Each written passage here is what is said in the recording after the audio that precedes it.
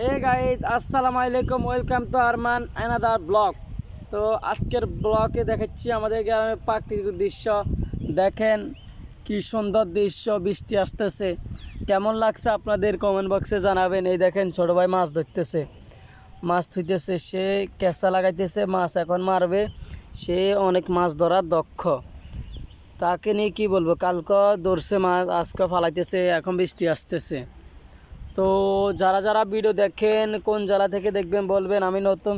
এই দেখেন এখন মাছ ফালাইবে, এই মাছের আদার দিতেছে, এখন মাছটা ফালাইবে। এই দেখেন সে এখানে ফালাই দিছে, মাছ উঠবে,